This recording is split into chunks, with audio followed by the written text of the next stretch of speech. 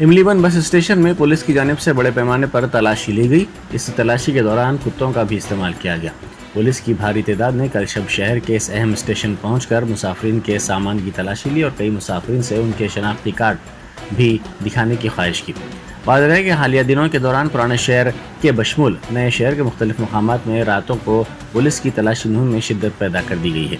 पुराने शहर के कई इलाकों में रातों पर सड़कों पर गैर ज़रूरी घूमने वाले नौजवानों को पकड़कर उनके वालिदैन की मौजूदगी में उनकी काउंसलिंग की जा रही है।